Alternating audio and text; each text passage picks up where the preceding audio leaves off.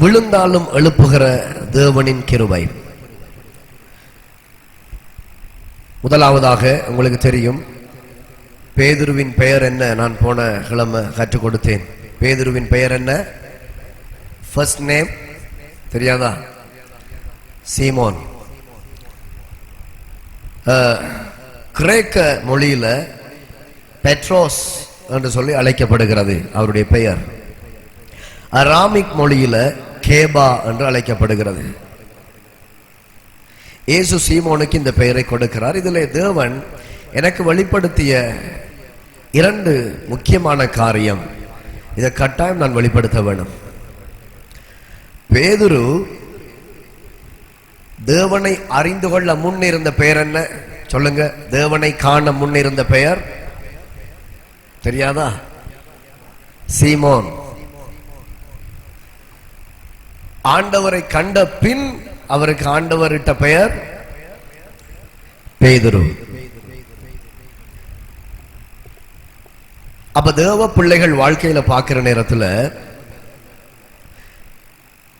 முதலாவது இரண்டாவது அப்படியான வாழ்க்கை இருக்கிறது. முதலாவது வாழ்க்கை என்பது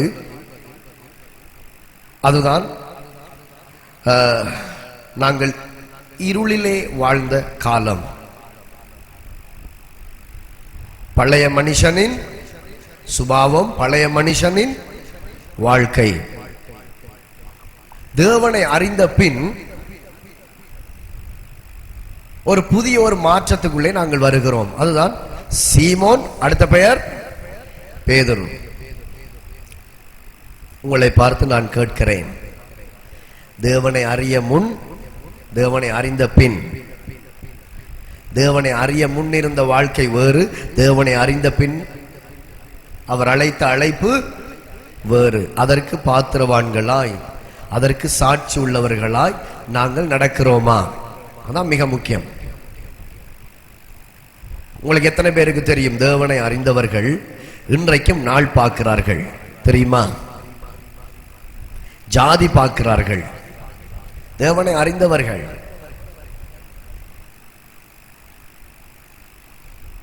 இந்த குறிகாரர்களை தேடி சென்று கைரேகை பார்க்கிறார்கள்.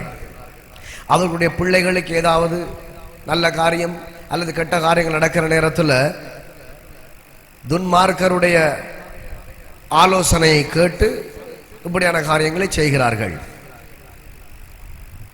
நாங்கள் அறிய வேண்டிய மிக முக்கியமான காரியம் இருக்கிறது. தேவ பிள்ளைகள் வாழ்க்கையில ஒன்று தேவனை அறிய முன், அடுத்து தேவனை அறிந்த பின்.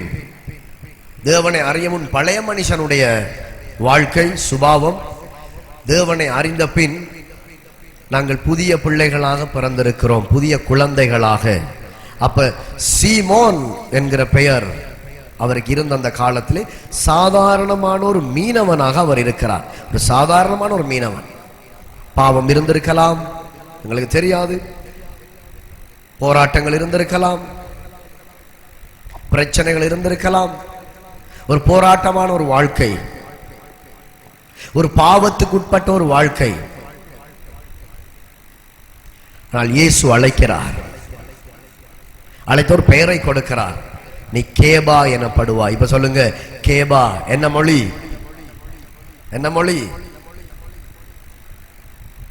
அராமிக் மொழி. சொல்லுங்க, அராமிக் மொழி.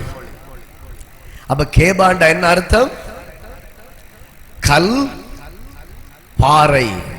இப்ப கல்லை குறிச்சு கொஞ்சம் பேசுங்க, பாறையை குறிச்சு. அது வைரமானது, மற்றது கெட்டியானது, அசைக்க முடியாதது. அப்ப தேவனால் அழைக்கப்பட்டவர்கள், தேவ ஆவியால் நடத்தப்படுகிறவர்கள், எந்த பிசாசும் எந்த மனுஷனும் அவர்களை எவ்வகையிலும் அசைக்க முடியாது. ஹல்லேலூயா. இந்த கல்லின் மேல் மோதுகிறவன் என்ன செய்யப்படுவான்? அப்ப சீமோனா இருந்த காலத்துல அவர்ல மோதி நொறுக்கப்பட்டு போவாங்களா? இல்ல. அப்ப பேதுருவாக்கப்பட்டதுக்கு பிறகு இந்த கல்லின் மேல் மோதுறவன் நொறுங்கி போவான். பாருங்க, இந்த முதலாவது பேதுருவின் பின்னணி நான் போன கிழமை உங்களுக்கு எடுத்து காட்டினேன். மத்தேயு 4:18 தொடக்கம் 20 நீங்க அதை வாசித்தால், மத்தேயு 4:18 தொடக்கம் 20, இயேசு கலிலேயா கடலோரமாய் நடந்து போகையில் மீன் பிடிக்கிறவர்களாய் இருந்த 2 சகோதரராகிய பேதுரு எனப்பட்ட சீமோனும் அவன் சகோதரன் அந்திரேயாவும் கடலில் வலை போட்டு கொண்டிருக்கிற பொழுது அவர்களை கண்டு, என் பின்னே வாருங்கள், உங்களை மனுஷரை பிடிக்கிறவர். உடனே அவர்கள் வலையை விட்டு அவருக்கு பின் சென்றார்கள். தகுதி பார்க்கல, என்ன வேலைன்னு பார்க்கல,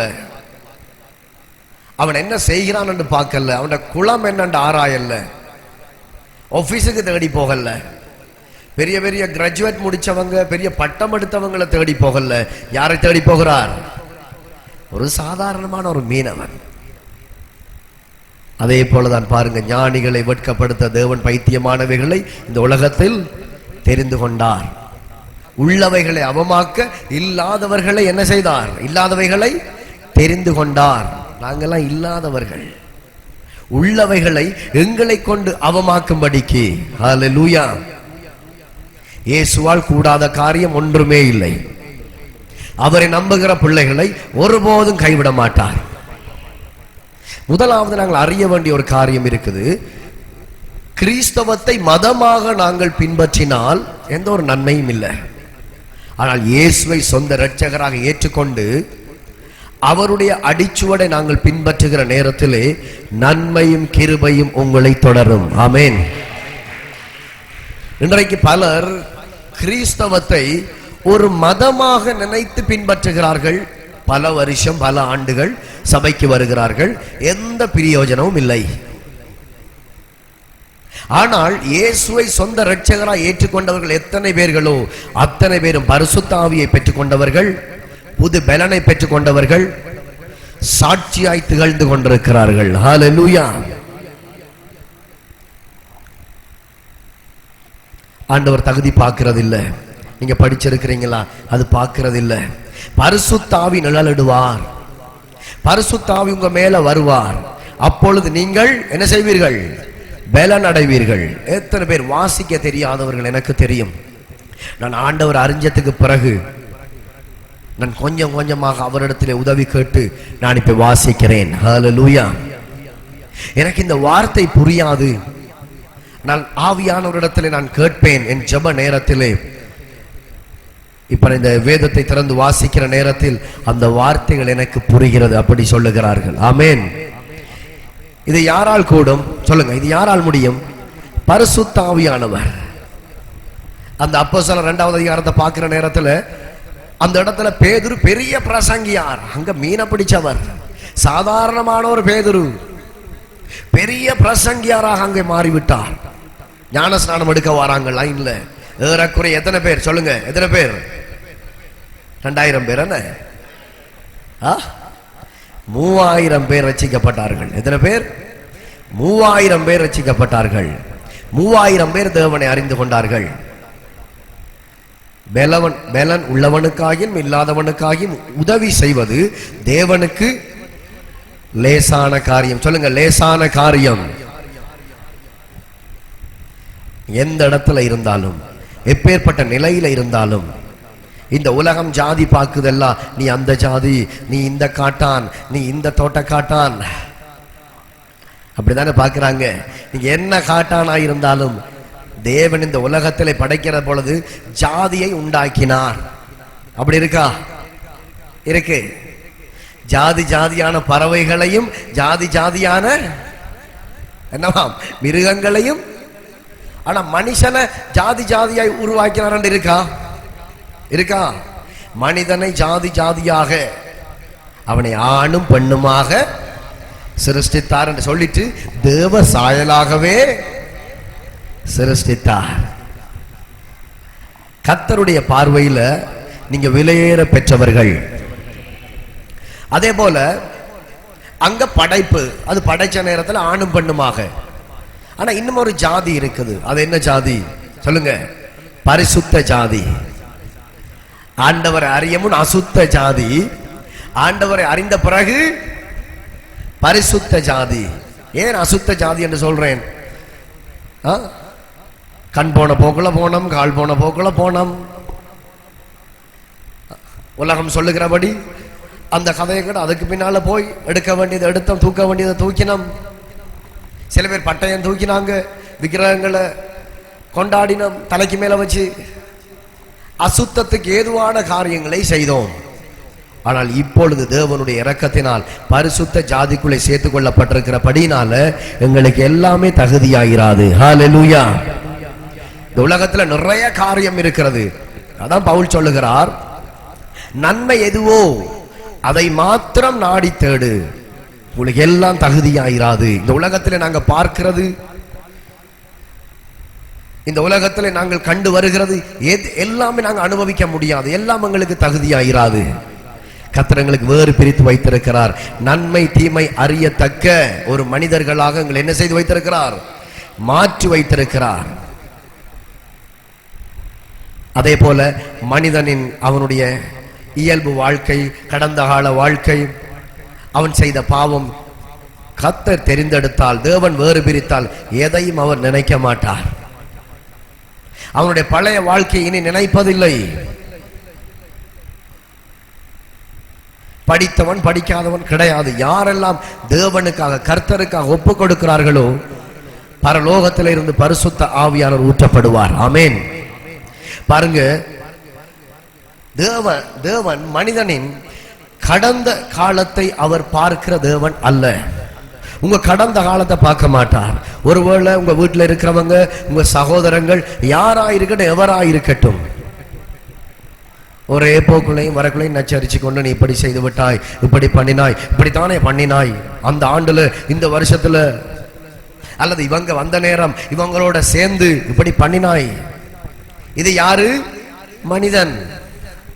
ஆனால் தேவனோ ஆண்டவரே என்னை மன்னியும் என்று சொல்லுகிற நேரத்திலே எல்லாவற்றையும் மன்னித்து மறந்து தம்முடைய தோள்களில் தூக்கி போடுகிறார்களே. ஆமென். ஒருபோதும் கைவிட மாட்டார். அடுத்தது பாருங்க, இது ஒரு முக்கியமான ஒரு வார்த்தை இருக்குது. இரண்டாவது, அழைப்பை கேட்டவுடன் எல்லாவற்றையும் விட்டு விட்டார். நாங்க விட்டுட்டோமா? விட்டுட்டோமா? பொய் பேசுறத விட்டுட்டோமா? புறங்கூறத விட்டுட்டோமா? சபைக்குள்ள இருக்கிறோம், ஆனா வெளியில போய் நாங்க என்ன பேசுகிறோம்? போதகரை குறித்து என்ன பேசுகிறோம்? சபையை குறித்து என்ன பேசுகிறோம்? விட வேண்டிய காரியங்கள் எவ்வளவு இருக்குது. இப்ப பேதுருவை பார்க்கிற நேரத்துல, என் பின்னே வா, உன்னை மனுஷர்களை பிடிக்கிறவர் ஆக்குவேன் என்று சொன்ன கையோட பேதுருவான் என்ன செய்து விட்டார்? ஓகே, விட்டு விட்டார். இப்ப நாங்க ஆண்டவர் அழைக்கிறார். யாரெல்லாம் சுவிசேஷத்தை அறிஞ்சு கொண்டீங்களோ, ஞானஸ்தானம் எடுத்தீங்களோ, நீங்கள் அழைக்கப்பட்டவர்கள். அந்த நேரத்தில் உங்க காதுல சத்தம் கேட்டிருக்காவிட்டாலும் கேட்டிருக்க வேணும். இப்ப நான் சொல்றேன், என்ன சத்தம் கேட்டிருக்க வேண்டும் என்று? என் பின்னே வா, உன்னை மனுஷர்களை பிடிக்கிறவர் ஆக்குவேன், மனுஷர்களை பிடிக்கிறவர்கள் ஆக்குவேன். இப்ப விட வேண்டிய காரியங்கள் இருக்கிறது. உங்களுடைய வாழ்க்கையிலே எத்தனையோ காரியம் இருக்குது. பழக்க வழக்கங்கள், வாயை திறந்தாலும் நாங்க கடகடகடண்டு பற்பல காரியங்களை பேசி விடுறோம். அப்படி நாங்க பேசலாமா? தேவ பிள்ளைகள் பேசக்கூடாது. மற்றது, எங்களுடைய வீடுகளில் நாங்க எங்களுடைய அன்றாட வாழ்க்கையில் எங்களுடைய நடத்தை, உடுத்துகிற ஆடை, ஆண்டவர் சொல்லுகிறார் என் பின்னே வா. பாருங்க, அழைப்பை கேட்டவுடன் எல்லாவற்றையும் விட்டு விட்டார். அடுத்தது எதிர்காலத்துக்கு என்ன செய்யறது, எதிர்காலத்துக்கு என்ன பண்றது? இந்த தொழிலையும் விட்டுட்டா அப்படி அவர் சிந்திக்கல. இந்த மனுஷனுக்கு பின்னால என்ன பிரயோஜனம் அப்படி சிந்திக்கல. நான் நினைக்கிறேன், ஏதோ ஒரு விதத்துல பரிசுத்த ஆவியானவர் பேதுருவின் அந்த மனதில் இடப்பட்டிருக்க வேண்டும். ஒரு வித்தியாசமான ஆளாக இருக்கிறார். பார்த்து பழகி எத்தனையோ மனுஷர்கள்ல இவர் ஒரு வித்தியாசமான ஒரு நபராக இருக்கிறார். அது எல்லாருக்கும் புரியாது. உண்மையாக சொல்லுகிறேன், நாங்கள் ஆராதிக்கிற ஆண்டவராய் இயேசு கிறிஸ்து ஒரு வித்தியாசமானவர். எத்தனை பேர் நம்புறீங்க? அவர் வித்தியாசமானவர், அவர் அதிசயமானவர். அவரை புரிஞ்சு கொள்ள வேண்டும். முதலாவது அவரை நாங்கள் அறிந்து கொள்ள வேண்டும். அவரை அறிகிறவர்கள் பாக்கியவான்கள். ஆமென். அறிஞ்சிருக்கிறீங்களா? அறிஞ்சிருக்கிறீங்களா? அவரை அறிந்து கொண்டவர்கள் பாக்கியவான்கள். ஏதோ ஒரு விதத்துல பேதுரு அறிஞ்சிருக்க வேண்டும். அதான் உடனடியாக வலையை விட்டுட்டு, அந்த போட்டை விட்டுட்டு, அந்த தோணியை விட்டுட்டு, கடலும் வேணா ஒண்டம் வேணான்னுட்டு இயேசுவுக்கு பின்னாக போகிறார். இருந்தாலும் ஆண்டவர் கைவிடவே இல்லை. ஆமென். அழைத்தவர் உண்மை உள்ளவர். அழைப்பை கேட்டவுடன் ஓடி வருகிறார். அதான் நாங்க போன கிழமை பார்த்தோம். லூக்கா 5:1-11. தோல்விக்கு பிறகு அதிசயம். அடுத்தது கீழ்ப்படிதல் ஆசீர்வாதத்தை தருகிறது. இயேசு மனுஷர்களை பிடிக்கும் ஊழியக்காரனை மாற்றுகிறார். தோல்விக்கு பிறகு அதிசயம் என்றா ஃபர்ஸ்ட் தோல்வி என்ன? பேதுருவின் தோல்வி சொல்லுங்க பாப்போம். என்ன தோல்வி? தெரியாதா? ராமுழுதும் பிரயாசப்பட்டு ஒன்றும் அகப்படல்ல, ஆயினும் உமது வார்த்தையின்படி வலையை போடுகிறேன். அது தோல்விதானே? ராமுழுதும் பிரயாசப்படுகிறார், ஒன்றுமே அகப்படல்ல. தோல்விக்கு பின் அதிசயம். உங்க வாழ்க்கையில ஆண்டவர் பேசுகிறார். தோல்விக்கு பின் அதிசயம் இருக்கிறது. தோல்விக்கு பின் ஆச்சரியம் இருக்கிறது. ஒருவேளை இப்போ உங்க வாழ்க்கை தோல்வியின் பாதையை நோக்கி சென்று கொண்டிருக்கலாம். தேவனுடைய வார்த்தையை நீங்க விசுவாசிக்கிற நேரத்தில், கர்த்தருடைய வார்த்தையை நம்புகிற நேரத்தில் அவர் செய்வார். அவரால் கூடாத காரியம் ஒன்றுமே இல்லை. அன்னாளை போல விசுவாசிக்க வேண்டும், ஆபிரகாமை போல விசுவாசிக்க வேண்டும், மோசையை போல விசுவாசிக்க வேண்டும், எலியாவை போல விசுவாசிக்க வேண்டும், எலிசாவை போல விசுவாசிக்க வேண்டும். அக்கினியை இறக்குவேன் என்று சொல்லி சொன்னவர் அக்கினியை இறக்கியே தீருவார். செங்கடலை பிளப்பேன் என்று சொல்லி வாக்கு கொடுத்தவர், உங்களை நடத்துவேன் என்று வாக்கு கொடுத்தவர், செங்கடலாயிருந்தாலும் எப்பேற்பட்ட பெரிய கடலாயிருந்தாலும் கர்த்தர் பிளந்து நடத்த வல்லமை உள்ள தேவனாயிருக்கிறார். எத்தனை பாகால்களின் கூட்டம் நெருங்கி வந்தாலும் எலியாவின் தேவன் வாக்கு கொடுத்தவர், வாக்கு மாறாதவர், வெக்கப்பட்டு தலை குனிந்து போக விட மாட்டார். ஒரு நாளும் விட மாட்டார். ஒரு நாளும் தலை குனிந்து போக விட மாட்டார். அதான் ஆண்டவர் அடிக்கடி சொல்கிற ஒரு காரியம், இந்த நியாயப்பிரமாண இந்த வார்த்தைகளை கேட்கிறவன், அதை தியானிக்கிறவன் பாக்கியவான். அவனுடைய ஜெபத்தை ஆபத்து காலத்தில், அவனுடைய ஜெபத்தை நான் தள்ள மாட்டேன், அவனுடைய ஜெபத்தை நான் கேட்பேன், பதில் கொடுப்பேன் என்று ஆண்டவர் சொல்லுகிறார். ஆனா சில இடத்திலே சொல்லுகிறார், நீங்கள் மிகுதியாய் ஜெபித்தாலும் நான் கேட்க மாட்டேன். சில இடத்துல சொல்லுகிறார், நீங்கள் கைகளை விரித்தாலும் கைகளை உயர்த்தினாலும் நான் அங்கீகரிக்க மாட்டேன், கேட்க மாட்டேன்.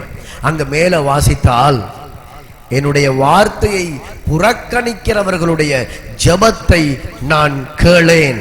என்ன சொல்லுகிறார்? என்னுடைய வார்த்தையை புறக்கணிக்கிறவர்களுடைய ஜெபத்தை நான் கேட்க மாட்டேன், அது எனக்கு அருவருப்பாய் இருக்கிறது. அப்ப இனி ஜெபிக்காதீங்க, இனி துதிக்காதீங்க வீட்டுல. ஏன் சொல்றேன்? முதலாவது அவருடைய வார்த்தையை நேசிக்கிறவர்களாக மாறவன். நேசிக்கிறீங்களா? நேசிக்கிறீங்களா? அவருடைய வார்த்தையை நேசிக்கிறவர்கள், இப்ப இந்த வேத பகுதி சொல்லுகிறது, அழைப்பை கேட்டவுடன் எல்லாவற்றையும் சொல்லுங்க விட்டு விட்டான். இயேசுவுக்கு பின்னாக போகிறார் பேதுரு. அப்ப அவருடைய வார்த்தையை நேசிக்கிற பிள்ளைகள், நாங்க பாடினோம் எல்லாம், இயேசுவின் பின்னே பாடுங்க, போகத் துணிந்தே இயேசுவின் பின்னே போகத் துணிந்தேன். பாடுங்களேன், இயேசுவின் பின்னே போகத் துணிந்தேன். பின்னோக்கேன் பின்னோக்கேன். அப்ப யாரு பின்னோக்க மாட்டாங்க? யாரு? ரெண்டு கூட்டத்தார்.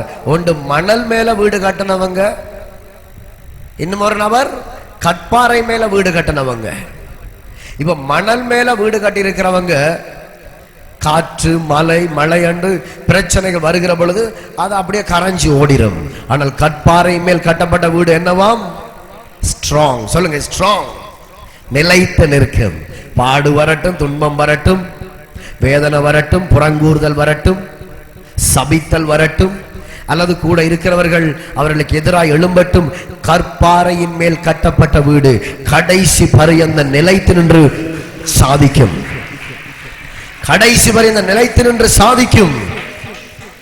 ஹல்லேலூயா. அப்ப கீழ்ப்படிதல் ஆசீர்வாதத்தை தருகிறது. தோல்விக்கு பின் வெற்றியை கர்த்தர் கொடுக்கிறார். தோல்வியை குறித்து அஞ்சாதீங்க, பாடுகளை குறித்து அஞ்சாதீங்க.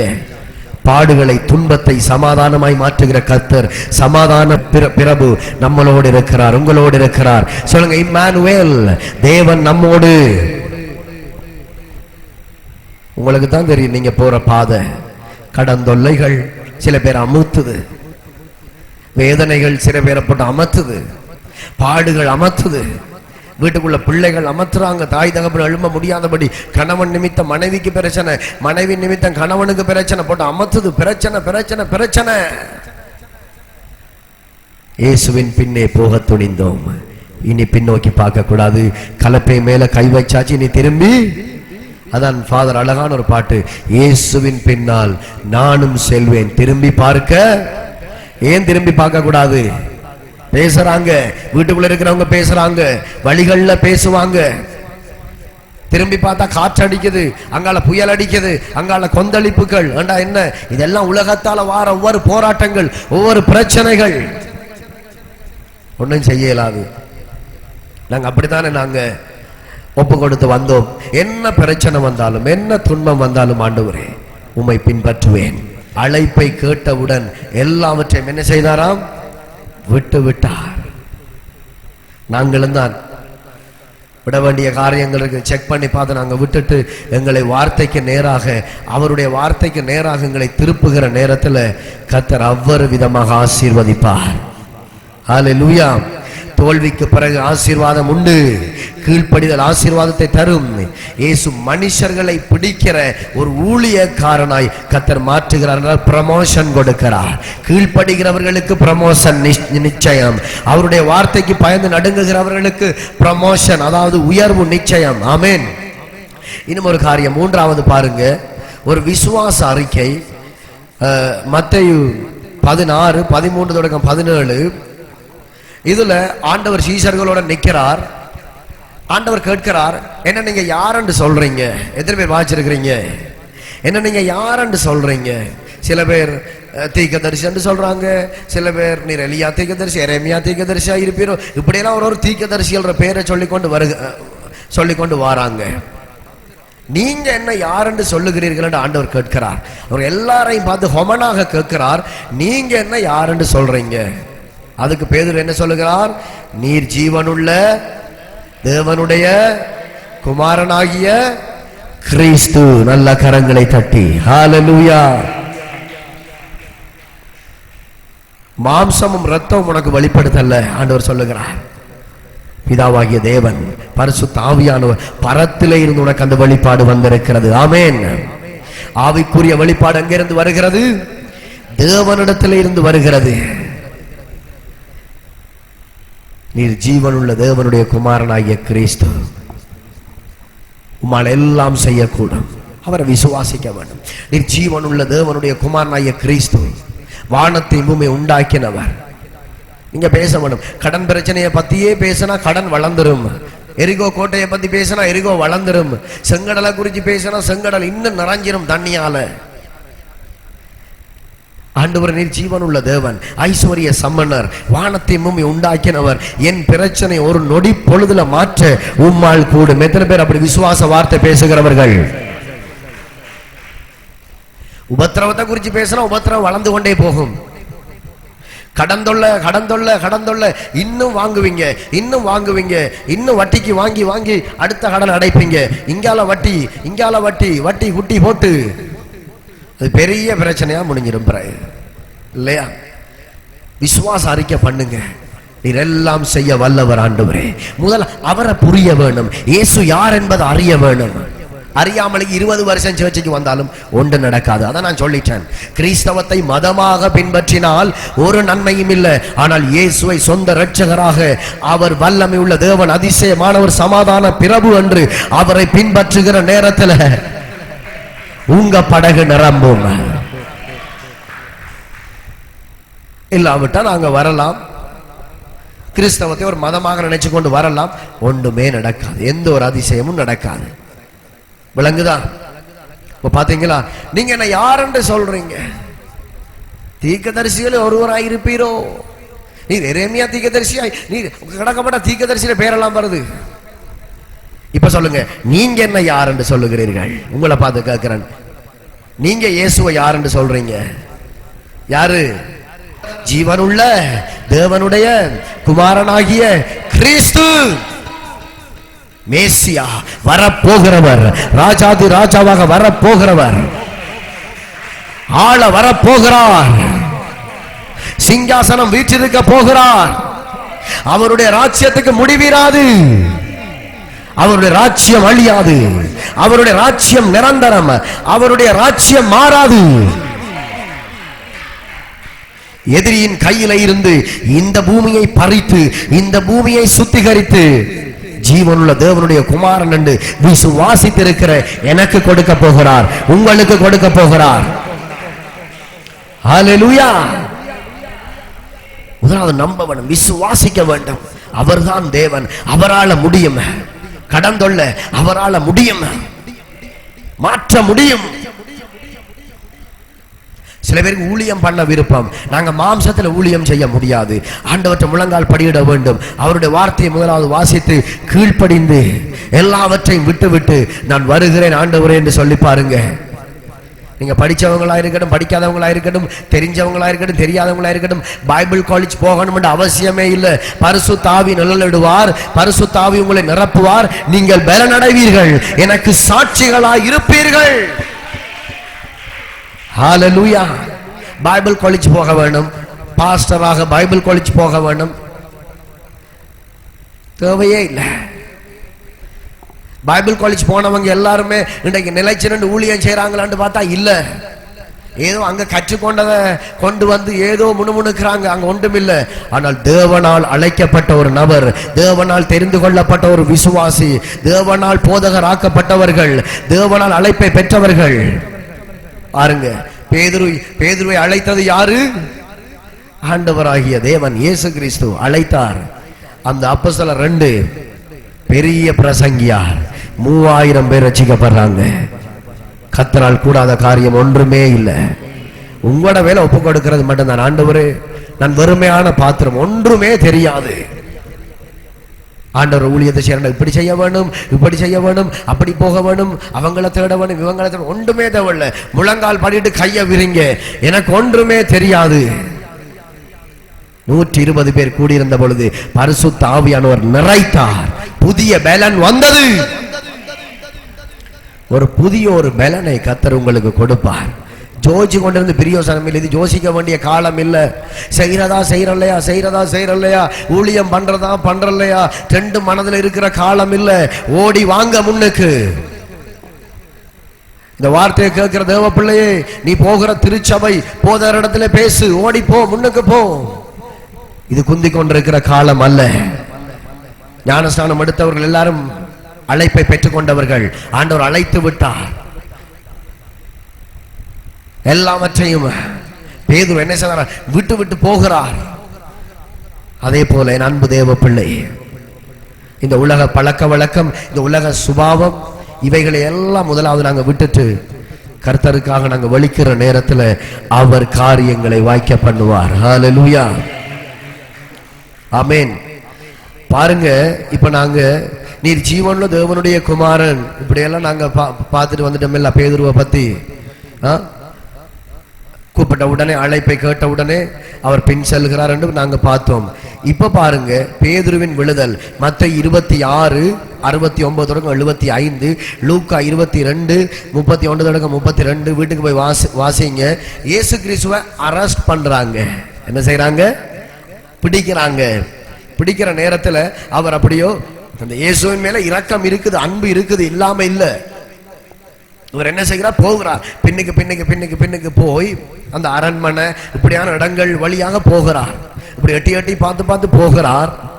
ஆனா சில பேர் வர்ற பேச்ச வச்சு அறிஞ்சு கொள்றாங்க இவர் இயேசுவோடு இருந்தவர் என்று. சில பேர் பார்த்ததுல கண்டதுல வச்சு மதிக்கிறாங்களோ என்னமோ தெரியல, இவனும் இயேசுவோடு இருந்தவன். எத்தனை பேர் வாசிச்சிருக்கிறீங்க? இவனும் இயேசுவோடு இருந்தவன். இவர் சொல்லுகிறார் அதற்கு, இல்லை இல்லை இல்லை, நான் அறியேன். இன்னும் ஒரு வார்த்தை சொல்லுகிறது, சபிக்கவும் சத்தியம் பண்ணவும் தொடங்கினாராம். என்னது? சபிக்கவும் சத்தியம் பண்ணவும். எதை குறித்து சத்தியம் பண்ணுகிறார்? சத்தியமாக நான் அவரோடு இருந்தவன் அல்ல. இல்ல இல்ல, நீ இயேசுவோடு இருந்தாய்.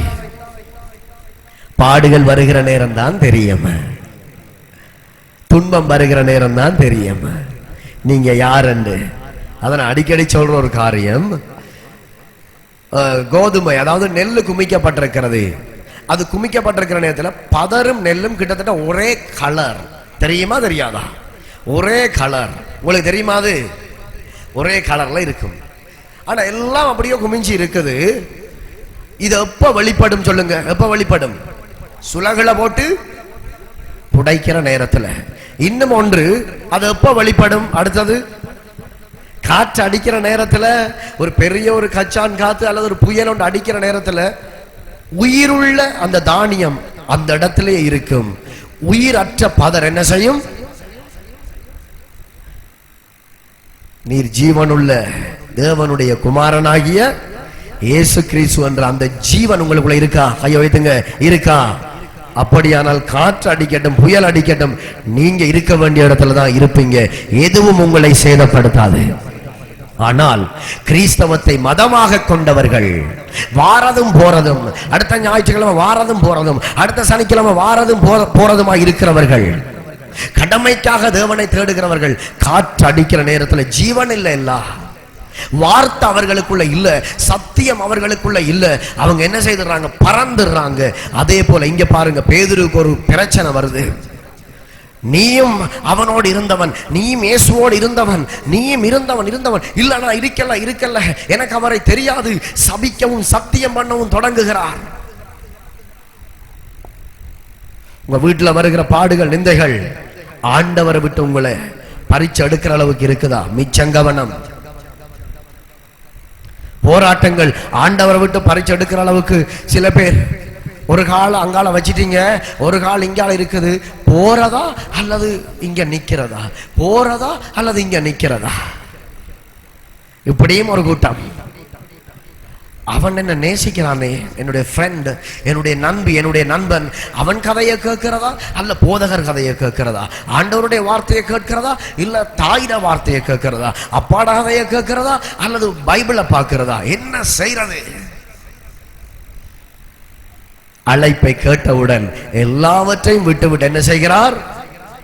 ஓடி வருகிறார். அம்மாவாயிருக்கட்டும், அப்பாவாயிருக்கட்டும், நண்பனாயிருக்கட்டும், நண்பியாயிருக்கட்டும், இயேசுவை விட்டு என்னை பறித்துக் கொள்ள முடியாது என்று சொல்லுகிறவர்கள் நல்ல கரங்களை தட்டி ஹல்லேலூயா. சொத்துக்களாயிருக்கட்டும், தங்கமாயிருக்கட்டும், வைரங்களாயிருக்கட்டும், ஆண்டவரை விட்டு என்னை பறித்துக் கொள்ள முடியாது. அதே போல இயேசுவின் நிமித்தம் பாடுகள், இயேசுவின் நிமித்தம் துன்பம், இயேசுவின் நிமித்தம் உபத்திரவம் வருகிற நேரத்தில் என் அன்பு தேவ பிள்ளை, அங்கதான் பரீட்சை வருகிறது. பரீட்சையில நிக்க வேண்டாம். சில பேர் இந்த பரீட்சையில நிக்க முடியாதவர்களாக தடுமாறி கொண்டிருக்கிறார்கள். பரீட்சை எதுக்காக? அடுத்த ஸ்டெப் நீங்க ஏற போறீங்க, அவ்வளவுதான். ஆமென். அடுத்த ஸ்டெப் கர்த்தர் உங்களை உயர்த்த போகிறார். பாருங்க, இந்த பேதுரு அந்த அரண்மனை முற்றத்தில் அங்க நிக்கிற நேரத்தில் இவனும் இயேசுவோடு இருந்தவன் என்று சொல்ற நேரத்தில் இவர் இல்லன்னு கிட்டத்தட்ட 3 தரம் மறுதளிக்கிறார். இயேசு கிறிஸ்து ஏற்கனவே சொல்லிவிட்டார், நீ என்னை 3 தரம் மறுதளிப்பாய். நீங்க யாரு, நான் ஆரண்டு இயேசுவுக்கு நல்லா தெரியும். இடையில மாறுற கூட்டம் உண்டும், இடையில இதை நம்பப்படாது. இடையில விட்டு போட்டு ஓடிடும் இந்த கூட்டம். பாஸ்டர், நானும் பாரன் ஊழியத்துக்கு பின் சீட்ல இருந்த ஆளை பார்த்தா காணல, நானும் உங்களோட வாரன். இப்ப பாருங்க, மறுதளிச்சு போட்டு சேவல் கூவிட்டு இப்ப இத நினைச்சு பேதுரு என்ன செய்கிறார்? மனம் கசந்து ஆண்டவரை மறுதளிக்கிறதன் இறுதி என்னவாம்? சமாதானமற்ற வாழ்க்கை, நிம்மதியற்ற வாழ்க்கை.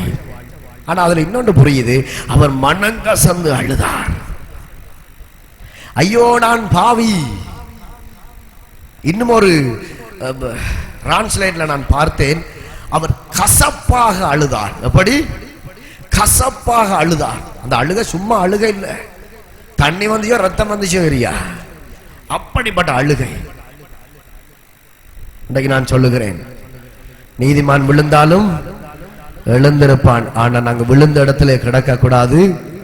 எழும்பி வருகிற நேரத்திலே கர்த்தர் உங்களை சேர்த்துக் கொள்ளுகிற தேவனாய் இருக்கிறார். ஹல்லேலூயா, ஹல்லேலூயா. விழுதல் முடிவு அல்ல. எத்தனை பேர் விசுவாசிக்கிறீங்க? நாங்க விழுறது முடிவு அல்ல. நாங்க மனம் திரும்பி எங்களுடைய வாழ்க்கையை ஒப்பு கொடுக்கிறோம் எல்லாம், அது புதிய ஒரு ஆரம்பம். நல்ல கரங்களை தட்டி. நீங்க யாராயிருந்தாலும் எவராயிருந்தாலும், ஒருவேளை உங்க வாழ்க்கையில அடித்த காற்று, அடித்த சூறாவளி போராட்டங்கள் நிமித்தம் நீங்க விழுந்தபடி இருக்கலாம். அந்த விழுந்து கொண்டு நீங்க சிந்திக்கலாம், ஐயோ என் வாழ்க்கை முடிஞ்சது. இல்லை, முடியல. எழும்புங்க, எழும்பி உங்க வாழ்க்கையை அர்ப்பணிங்க. நீங்க அர்ப்பணிக்கிற மாத்திரத்துல புதிய ஒரு ஆரம்பத்தை கர்த்தர் உங்களுக்கு கட்டளையிடுவார் என்பதில் எந்த சந்தேகமும் இல்லை. இப்ப பாருங்க, ஆண்டவராய் இயேசு கிறிஸ்துவை பத்தி தியானிக்கிற நேரத்தில் அவரை பார்க்க, அவரை குறித்து யோசிக்க முடியாது. பாருங்க, ஐந்தாவது, மீண்டும் அழைத்த தேவன். ஆமென். யோவான் 21:15-17 நீ என்னை நேசிக்கிறாயா என்று ஆண்டவர் கேட்கிறார். அவர் இப்ப இயேசு மரித்து நெக்ஸ்ட் திரும்ப உயிர்த்து மூன்றாவது சந்திப்பு பேதுருவை சந்திக்கிறார். கிட்டத்தட்ட வேதத்துல இயேசு மரிச்சு உயிர்த்தெழும்பி 11 சந்திப்புகள் இருக்கிறது. ஆனால் 11க்கு மேற்பட்ட சில வார்த்தை சொல்லுது 40 நாள் அவர்களோடு ராஜ்யத்தை குறித்து பிரசங்கித்தார். வாசிச்சிருக்கிறீங்களா? 40 நாள் ராஜ்யத்தை குறித்து பிரசங்கித்தார் என்று. ஆனால் வேதத்துல 11 சந்திப்புகள் குறிப்பிடப்பட்டிருக்கிறது. ஆனால் 40க்கும் உட்பட்ட சந்திப்புகள் இயேசு மரித்து உயிர்த்து அவர் ஜனங்களோடு அவர் காணப்பட்டிருக்கிறார், சீஷர்களோடு காணப்பட்டிருக்கிறார். இது கிட்டத்தட்ட மூன்றாவது சந்திப்பு. இதை நீங்க வாசிக்கலாம். யோவான் 21:15 தொடக்கம் 17 வரைக்கும் நீங்க வீட்டுக்கு போய் வாசிங்க. ஆண்டவர் கேட்கிறார், பேதுருவே, சீமோனே, யோனாவின் குமாரனாகிய சீமோனே, இவர்களிலும் அதிகமாய் என்னை நேசிக்கிறாயா? எப்படி கேட்கிறார்? இவர்களிலும் அதிகமாய். இப்ப பேதுரு சொல்லுகிறார், ஆண்டவரே, நான் உம்மை நேசிக்கிறேன் என்பது உமக்கு என்னது தெரியும். திரும்ப இரண்டாம் தரம், யோனாவின் குமாரனாகிய சீமோனே, நீ என்னில் அன்பாய் இருக்கிறாயா? மறுபடியும் பேதுருவிலிருந்து வார பதில், ஆண்டவரே, உமக்கு தெரியும் நான் அன்பாய் இருக்கிறேன், நான் உம்மை நேசிக்கிறேன். மூன்றாவதாகவும், என்ன அன்பாய் இருக்கிறாயா? அது உமக்கு தெரியும் ஆண்டவரே, நான் நேசிக்கிறேன். அதுல ஆண்டவர் கேட்டுட்டு அந்த முடிவுல கேட்கிறார், என் ஆடுகளை மேய்ப்பாயாக. என்ன கேட்கிறார்? யோனாவின் குமாரனாகிய சீமோனே, அன்பாயிருக்கிறாயா? ஆமாண்டவரே, என் ஆடுகளை மேய்ப்பாயாக. இரண்டாவதும், அன்பாயிருக்கிறாயா? ஆமாண்டவர், என் ஆடுகளை மேய்ப்பாயாக. இயேசு உங்களை பார்த்து என்ன கேட்கிறார்? என் சேவையை, நான் தந்த வேலையை செய்வாயாக. அறுவடை மிகுதி, வேலையாட்கள் சொற்பம். அன்பாயிருக்கிறாயா? உலக சம்பாஷணை நல்லொழுக்கத்தை கெடுக்கும். உலகத்தை நேசிக்கிறவனிடத்தில் பிதாவின் அன்பு இல்லை. உலகத்தை நேசிச்சு கொண்டு ஆண்டவரை நேசிக்கிறது இது ஒரு பித்தலாட்டம்.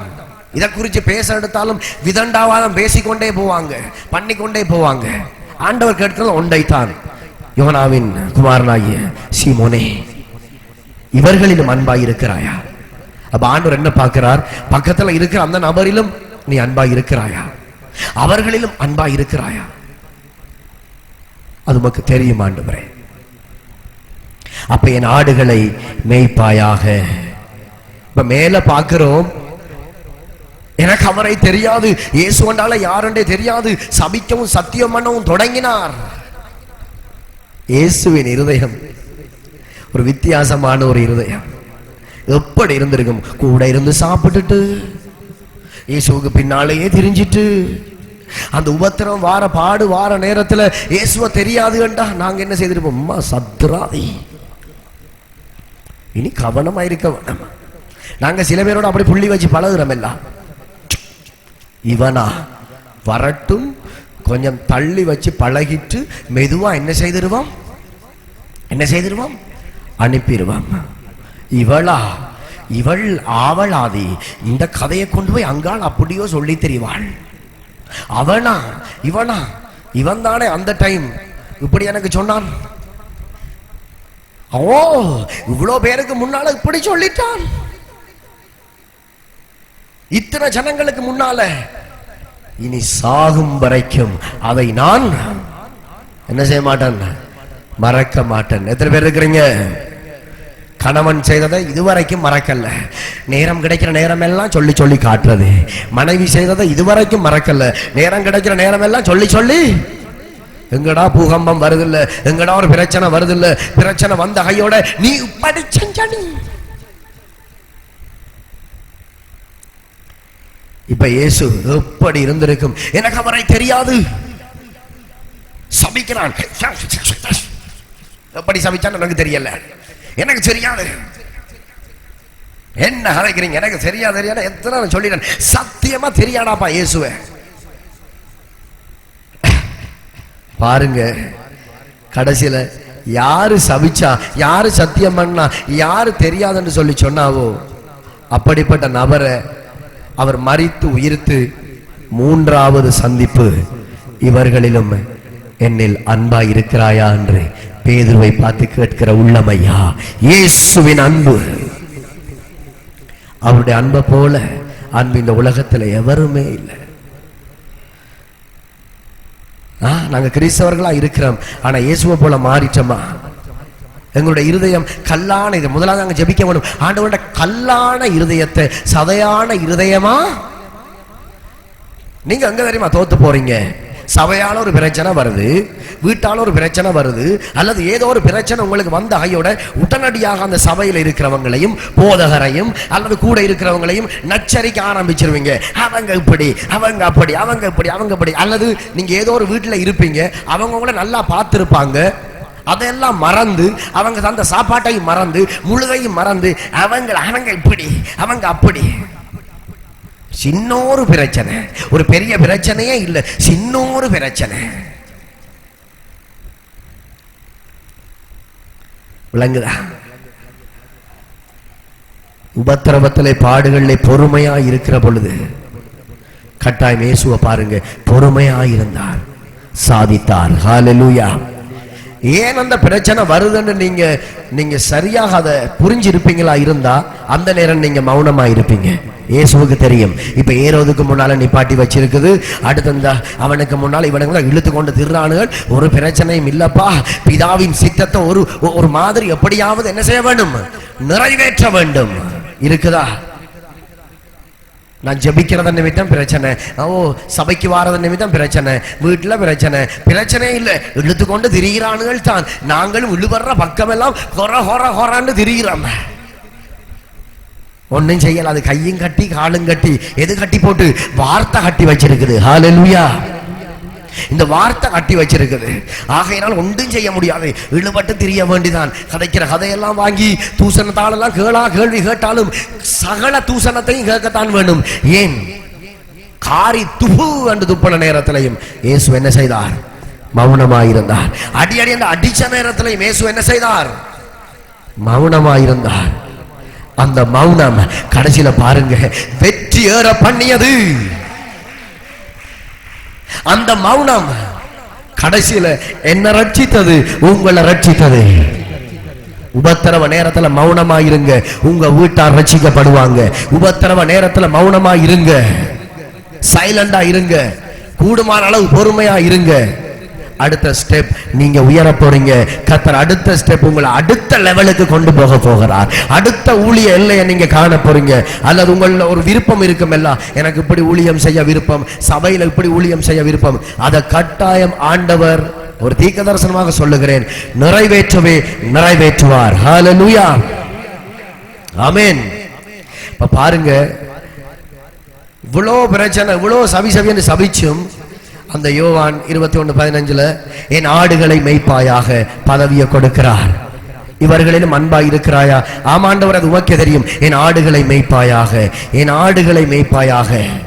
அப்ப தேவனுடைய ஒரு இரக்கம் விழுந்தவனையும் தோல்வி அடைந்தவனையும் அப்படியோ தள்ளிவிடாமல் மீண்டும் ஊழியத்திற்கு அழைத்தெடுக்கிறார். ஹல்லேலூயா.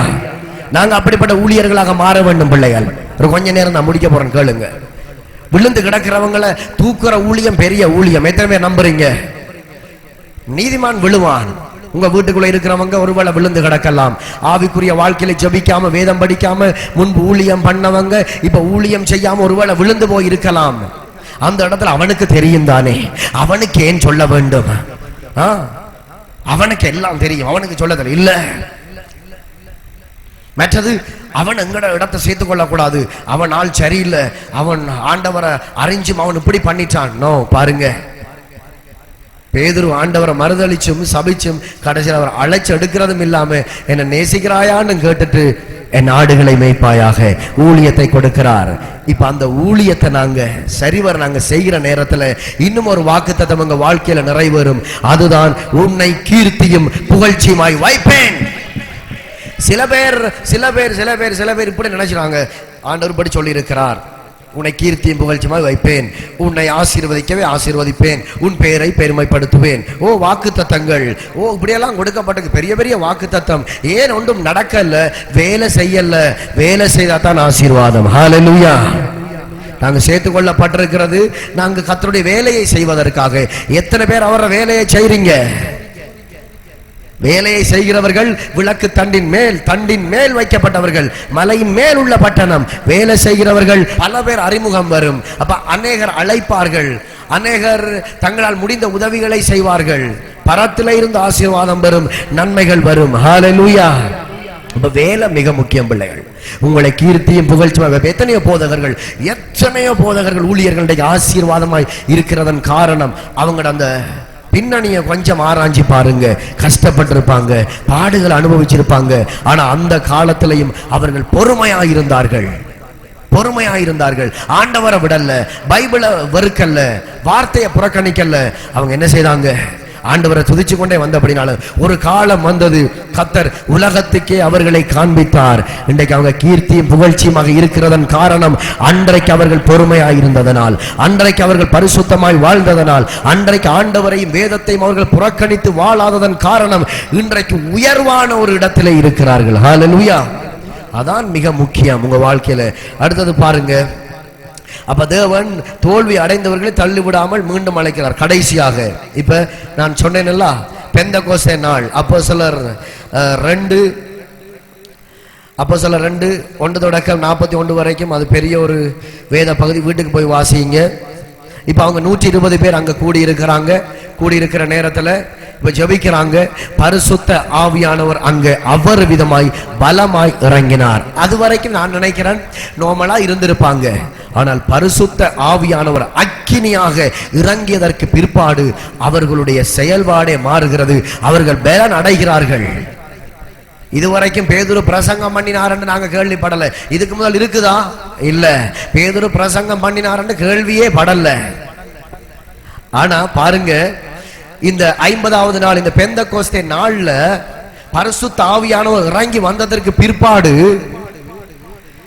பரிசுத்த ஆவியானவர் அக்கினியாக ஊற்றப்பட்ட பிற்பாடு அவர்கள் தேவ ஆவியினால் நிரப்பப்பட்டார்கள் என்று சொல்லப்படுகிறது. அதே லைன்ல அவர்கள் பற்பல பாஷைகளினால் நிரப்பப்பட்டார்கள் என்று சொல்லப்படுகிறது. அதே நாங்க அங்கால பார்க்கிற நேரத்துல பேதுரு எழும்பி பிரசங்கம் பண்ணுகிறார். ஹல்லேலூயா. ராஜ்யத்தை குறித்து பிரசங்கம் பண்ணுகிறார். நீங்கள் வார்த்தையை கேளாமல் போனது என்றெல்லாம் அதுல வருகிறது. பிரசங்கம் பண்ண தொடங்குகிறார். அதே 41வது வசனத்தை பார்க்கிற பொழுது ஞானஸ்நானம் எடுக்க வராங்க ஏறக்குறைய 3000 பேர். ஹல்லேலூயா. தாழ்ந்தவனை கர்த்தர் தெரிந்தெடுத்தார், ஊழியத்துக்கு அழைத்தார். அவன் எல்லாவற்றையும் விட்டு வந்தான். அதற்கு பிற்பாடு பார்க்கிறோம், அந்த இயேசுவை அரெஸ்ட் ஆகி அவர் போற நேரத்துல அவர் மறுதளிக்கிறான். அதோடு ஆண்டவர் விடல்ல, இயேசுவின் உள்ளம் மறுபடியும் எடுப்பிக்கிறார். அன்பா இருக்கிறாயான்னு கேட்கிறார். மறுபடியும் பெந்தெகோஸ்தே நாள்ல நிரப்புகிறார். ஒரு பிரசங்கியாராக மாற்றுகிறார். கர்த்தர் நல்லவர், அவர் கிருபை என்றும் உள்ளது. உங்களையும் கூட நீ கீழ்ப்படுகிற நேரத்திலே உங்களுக்குள்ள ஒரு தாழ்வு மனப்பான்மை இருக்கலாம், தூக்கி எறிங்க. வாசிக்க தெரியாம எழுத தெரியாம நான் எப்படி உட்காருங்க தேவனுடைய பாதத்துல, பைபிளை தூக்குங்க, அதை வச்சு பார்த்து கொண்டிருங்க. சடுதியாக நீங்க வாசிக்க ஆரம்பிப்பீர்கள். சடுதியாக நீங்க ஒரு பிரசங்கியாராய் மாறுவீர்கள். சடுதியாக நீங்க தீர்க்க தரிசனம் சொல்வீர்கள். சடுதியாக கர்த்தர் உங்களை பயன்படுத்துவார், அக்கினியாக பயன்படுத்துவார். எந்த மாற்றமுமே இல்லை பிள்ளைகள். முதலாவது செய்ய வேண்டியது மனங்கசந்து அழுதான். தான் செய்த பிள்ளையை நினைத்து மனங்கசந்து அழுதான். மனம் விரும்புகிறவர்களுக்கு தேவனுடைய ராஜ்யம் நிச்சயம். மனம் விரும்புகிறவர்களுக்கு தேவனிடத்திலிருந்து இரக்கம் கிடைப்பது நிச்சயம். ஹல்லேலூயா.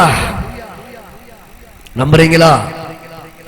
அப்ப பாருங்க, பரிசுத்த ஆவியானவர் பயந்த ஒரு மனிதனையும், தன்னால முடியாது வெக்க சுபாவம் பயந்த ஒரு மனிதனையும் சாட்சியாக மாற்றுகிறார். ஆமென். அப்ப ஒன்று, தேவன் சாதாரணமான மனிதர்களை தெரிந்தெடுக்கிறார். ஒன்று.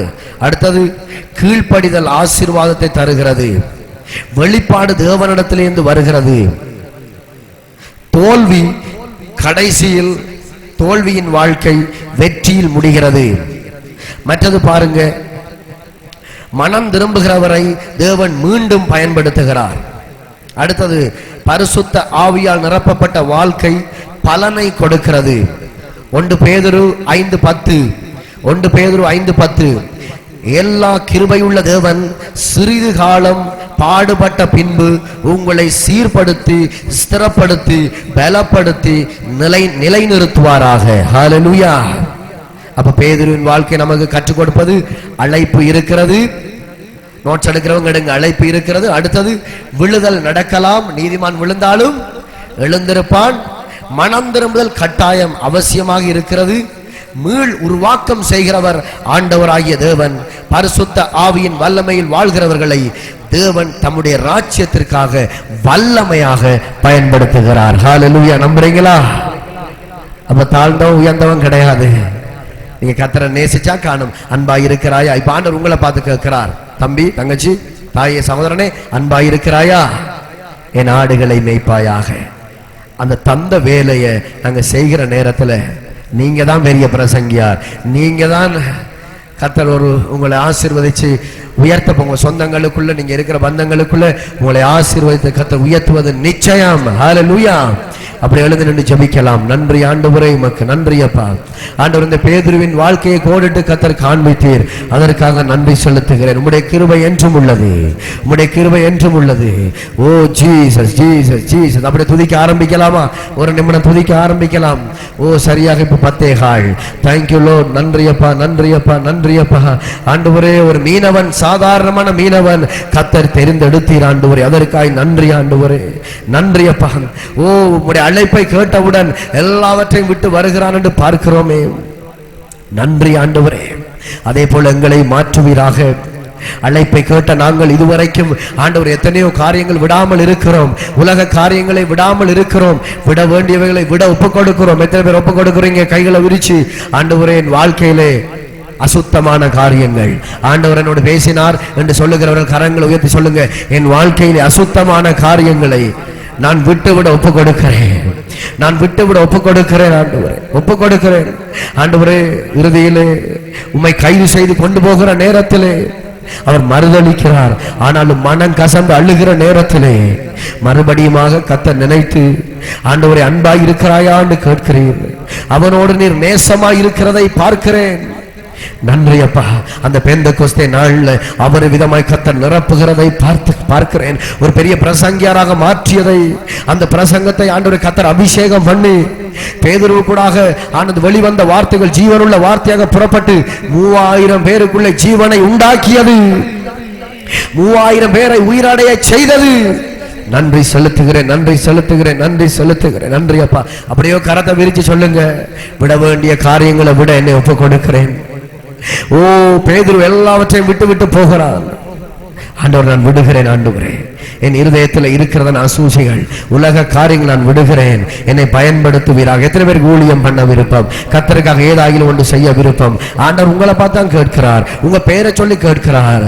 இவர்களிலும் அவர்களிலும் என்னில் அன்பாய் இருக்கிறாயா? அப்படியானால் என் ஆடுகளை மேய், என் ஆடுகளை மேய்ப்பாயாக, என் ஆடுகளை மேய்ப்பாயாக. ஒரு தீர்க்கதரிசனம் இது வருகிறது உங்களை தேடி. தம்பி தங்கச்சி, ஓ கர்த்தர் உன்னை அழைக்கிறார், என் ஆடுகளை மேய்ப்பாயாக. ஓ இந்த இருதயத்தில் நான் சொல்லுகிற காரியங்களை வைத்து யோசித்துக் கொண்டிருக்கிற சகோதரியே, கர்த்தர் உன்னை பார்த்து பேசுகிறார். இயேசு உன்னை அழைக்கிறார். என் ஆடுகளை மேய்ப்பாயாக, என் சேவையை செய்வாயாக, நான் உன்னை பயன்படுத்த போகிறேன், அக்கினி ஜுவாலையாய் மாற்றப் போகிறேன் என்று கர்த்தர் சொல்லுகிறார். தேவனுடைய வல்லமை இறங்கி கொண்டிருக்கிறது. வார்த்தையின் வல்லமை, வார்த்தையின் வல்லமை. சொல்லுங்க, இந்த வார்த்தையை நான் நேசிக்கிறேன், வார்த்தையை நேசிக்கிறேன். நீங்க வார்த்தையை நேசிச்சாதான் இப்ப நாங்க பண்ற ஜெபம் எடுபடும். வார்த்தை தான் மெயின் சுவிட்ச், வார்த்தை தான் ரிப் சுவிட்ச். அதை நாங்க ஓபன் பண்ணி வச்சிட்டு நாங்க எவ்வளவு ஜெபம் பண்ணியும் பிரயோஜனம் இல்ல, நாங்க கைகளை உயர்த்தியும் பிரயோஜனம் இல்ல, மிகுதியாய் நாங்க கத்தினாலும் பிரயோஜனம் இல்ல. முதலாவது அவருடைய வார்த்தைக்கு கீழ்ப்படிந்து, ஆண்டவர் உம்முடைய வார்த்தையை நான் நேசிக்கிறேன், என்னோடு பேசி இருக்கிறீர். பேதுருவை ஆண்டவர் எனக்கு கோடிட்டு காட்டி இருக்கிறீர், பேதுருவின் வாழ்க்கையை எனக்கு காண்பித்திருக்கிறீர். நானும் மாற விரும்புகிறேன், என்னை மாற்றுங்க ஆண்டவரே, இந்த சுபாவத்திலிருந்து மாற்றுங்க, இந்த பாவத்திலிருந்து என்ன மாற்றுங்க, என்ன மாற்றுங்க ஆண்டவரே.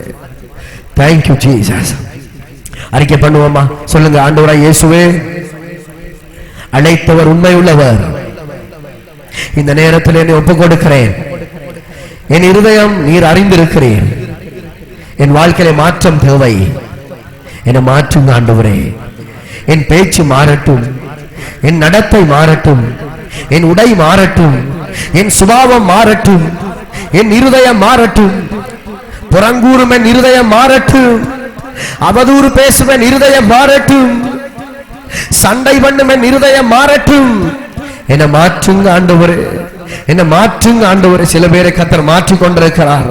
ஓ கண்களை மூடுங்க, கண்களை மூடுங்க. மாற்றிக் கொண்டிருக்கிறார், மாற்றிக் கொண்டிருக்கிறார். கல்லான இருதயத்தை எடுத்து சதையான இருதயத்தை கர்த்தர் கொடுக்கிறார். சதையான இருதயத்தை தேவன் கொடுத்து கொண்டிருக்கிறார். தேவ வல்லமை இறங்கி கொண்டிருக்கிறது, தேவ பிரசனம் இறங்கி கொண்டிருக்கிறது. ஒரு ஊழியக்காரனாய், ஒரு ஊழியக்காரியாய் கர்த்தர் உங்களை தெரிந்து கொள்கிறார். கர்த்தர் உங்களை அழைக்கிறார். ஓ என்னில் அன்பாய் இருக்கிறாயா என்று கேட்கிறார்.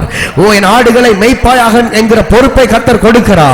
உங்களை பிரசங்கியராக மாற்ற, உங்களை பெரிய ஊழியனாய் மாற்ற, ஒரு பெரிய வர்ஷிப் லீடராய் மாற்ற, ஒரு சபை அங்கத்துவனாய் மாற்ற, ஒரு தீர்க்கதரிசியாய் மாற்ற, சொற்பனங்களை காண்கிற பற்பல வரங்களை உடைய ஒரு தேவ பிள்ளையாய் நீ கைகளை உயர்த்துகிற நேரத்தில் பொல்லாத ஆவிகள் நடுங்கி ஓடுகிற ஒரு வீரனாய் கர்த்தர் உன்னை மாற்ற இதோ இறங்கி வந்திருக்கிறார், இறங்கி வந்திருக்கிறார். ஹalleluya ஹalleluya ஹalleluya ஹalleluya ஹalleluya. வார்த்தையின் வல்லமை, வார்த்தையின் வல்லமை, வார்த்தையின் வல்லமை, வார்த்தையின் வல்லமை. சொல்லுங்க, ஆண்டவர் நான் கிறிஸ்தவத்தை ஒரு மதமாக நினைத்து பின்பற்றியதை மன்னியும், கடமைக்காக சபைக்கு வருகிறதை மன்னியும். இயேசுவை சொந்த இரட்சகராய் ஏற்றுக்கொண்டு அவர்தான் என் தேவன், அவர்தான் என் தகப்பன், அவர்தான் என் வழி, அவர்தான் என் சத்தியம் என்று நான் பின்பற்ற என்னை ஒப்புக் கொடுக்கிறேன், என்னை பின்பற்ற ஒப்புக் கொடுக்கிறேன். ஹalleluya ஹalleluya ஹalleluya ஹalleluya. ஆண்டவர் உன்னை தெரிந்தெடுத்திருக்கிறார். இந்த வார்த்தையை கேட்ட நீங்க பாக்கியவான்கள். கர்த்தர் உங்களை தெரிந்தெடுத்திருக்கிறார், உன்னை வேறு பிரித்திருக்கிறார், வேறு பிரித்து எடுத்திருக்கிறார். தகுதி இல்லை என்று இனி சொல்லாதே, வெட்கப்படாதே. பயக்குணம் இருக்குதா? கர்த்தர் தைரியத்தை கொடுக்க போகிறார். அந்த தைரியம் எப்படி வரப்போகிறது என்றால், பரிசுத்த ஆவியானவர் வருவார், பரிசுத்த ஆவியானவர் உங்களை நிரப்புவார், பரிசுத்த ஆவியானவர் உங்களை தொடுவார். இப்ப கைகளை உயர்த்துங்க, ஒரு நிமிடம் கைகளை உயர்த்துங்க. அந்த பெந்தெகோஸ்தே அப்போஸ்தலர் 2வது அதிகாரத்தை உங்க இருதயத்துல வைங்க, உங்க இருதயத்துல வைங்க. இப்ப பலன் அடைய போறீங்க, ஒரு பலன் அடைய போறீங்க. ஆண்டவரே, அந்த மேல் வீட்டு அறையிலே இருந்து அவர்கள் கேட்டுக்கொண்டதை போல, அவர்கள் ஜெபித்தது போல ஜெபிக்கிறோம். ஆண்டவரே, இயேசு கிறிஸ்துவின் நாமத்தில் பரலோகம் திறக்கப்படட்டும். பரிசுத்த ஆவியானவர் ஊற்றுவீராக, பரிசுத்த ஆவியானவர் ஊற்றுவீராக. உம்முடைய வல்லமை பொழியப்படட்டும், உம்முடைய அக்கினி பொழியப்படட்டும். ஆண்டவரே, அக்கினியாக இறங்கிய தேவன், அக்கினி நாவுகளாக இறங்கிய தேவன். ஆண்டவரே, பயந்த சுபாவத்தோடு இருந்த ஆண்டவர் இதற்கு முதல் பிரசங்கம் பண்ணாத பேதுரு தைரியமாய் பிரசங்கம் பண்ணினாரே. இயேசுவின் நாமத்தில், இயேசுவின் நாமத்தில் இதோ தேவ மகிமை இறங்கி வருகிறது. பெற்றுக்கொள்ளுங்கள், பெற்றுக்கொள்ளுங்கள், பெற்றுக்கொள்ளுங்கள், பெற்றுக்கொள்ளுங்கள். இயேசுவின் நாமத்தில் நல்ல கரங்களை உயர்த்தி வாயை விரிவாய் திற சகோதரியே. ஓ சோர்ந்து போகாதே, சோர்ந்து போகாதே, சோர்ந்து போகாதே. வாயை விரிவாய் திற, நான் உன்னை நிரப்புவேன் என்று சொல்லி சொன்னார். வாயை விரிவாய் திற, நான் உன்னை நிரப்புவேன். ஹல்லேலூயா. இதுதான் அந்த பெந்தெகோஸ்தே நாள். கேளுங்க, இயேசுவே என்ன நிரப்புங்க, என்ன மாற்றுங்க. புது பலனை பெற்றுக்கொள்ள போறீங்க, புதிய பலனை பெற்றுக்கொள்ள போறீங்க, புதிய பலனை கேட்கிறவங்க பெற்றுக்கொள்ள போறீங்க, புதிய வல்லமையை பெற்றுக்கொள்ள போறீங்க. கேட்கிறவங்களை கர்த்தர் நிரப்ப போகிறார். தாகம் உள்ளவமே தண்ணீரை ஊற்றுவேன், தாகம் உள்ளவமே தண்ணீரை ஊற்றுவேன். ஆண்டவரே, இந்த வார்த்தையை நீங்க கொடுத்தீங்கப்பா, இந்த வார்த்தையின் வடிவாக பேசினீங்க ஆண்டவரே. சாதாரணமான ஒரு பேதுருவை தெரிஞ்சு கொண்டீங்களே, சீமோனா இருந்தான், ஆண்டவரே பேதுருவாய் மாற்றப்பட்டான். எங்களுடைய முந்தின வாழ்க்கை அந்த சீமோன் என்கிற வாழ்க்கை வேண்டாம். நாங்க கேபாவாக மாற்றப்பட்ட பிள்ளைகள். இந்த கல்லின் மேல் சபையை கட்டுவேன். ஓ, இந்த கல்லின் மேல் திருச்சபையை கட்டுவேன். பாதாளத்தின் வாசல் மேற்கொள்வதில்லை. ஹல்லேலூயா, ஹல்லேலூயா. ஆண்டவரே, கர்த்தர் தெரிந்து கொண்ட பிள்ளைகளை நிரப்புவீராக. இதுக்குள்ள கர்த்தர் தெரிந்தெடுத்த பிள்ளைகளை நிரப்புவீராக. யார் யாரை வேறு பிரித்து எடுத்திருக்கிறீரோ, யார் யாரை ஊழியத்திற்காக, யார் யாரை விடுதலை ஊழியத்திற்காக, யார் யாரை தீர்க்கதரிசியாக, யார் யாரை சொற்பனம் காண்கிற, ஓ யார் யாரை தரிசனங்களை காண்கிற ஊழியத்திற்கு கர்த்தர் அழைத்திருக்கிறீரோ, ஒரு போதகர்களாக அழைத்திருக்கிறீரோ, இயேசு கிறிஸ்துவின் நாமத்தில், இயேசுவின் நாமம் அப்படிப்பட்டவர்களை நிரப்பும், அப்படிப்பட்டவர்களை நிரப்பும், அப்படிப்பட்டவர்களை நிரப்பும் ஆண்டவரே. ஓ, ஆத்தும பார ஊழியம் உள்ளவர்களை நிரப்புங்க ஆண்டவரே. இயேசுவின் நாமத்தில், இயேசுவின் நாமத்தில், இயேசுவின் நாமத்தில். இதுவரை தைரியம் இல்லை, இதுவரை பலன் இல்லை. ஒரு புதிய பலன், ஒரு புதிய தைரியம், ஒரு புதிய தைரியம் இயேசு கிறிஸ்துவின் நாமத்தில் இறங்கி வருகிறது. வார்த்தையை நிரூபிக்கிற ஆண்டவர், வார்த்தையை நிரூபிக்கிற ஆண்டவர், வார்த்தையை நிரூபிக்கிற ஆண்டவர். அப்படியே கையை விரிச்சு சொல்லுங்க, என்னையும் பயன்படுத்தும் ஆண்டவரே, உங்களுடைய ஊழியத்திற்காக பயன்படுத்தும். இனி தகுதி இல்லைன்னு சொல்லாதீங்க, இருக்கிற பலத்தோட புறப்படுங்க. கர்த்தர் பெரிய காரியங்களை உங்களை கொண்டு செய்ய போகிறார். பெரிய அறுவடை உங்களை கொண்டு கர்த்தர் செய்ய போகிறார். அந்த சாதாரணமான பேதுருவை தெரிந்தெடுத்து 3000 பேரை ரட்சிக்க கூடுமானால், உங்களை கொண்டு லட்சக்கணக்கான ஜனங்களை, கோடிக்கணக்கான ஜனங்களை கர்த்தர் உங்களை கொண்டு அவர் ரட்சிப்பார். இயேசு கிறிஸ்துவின் நாமத்தில்.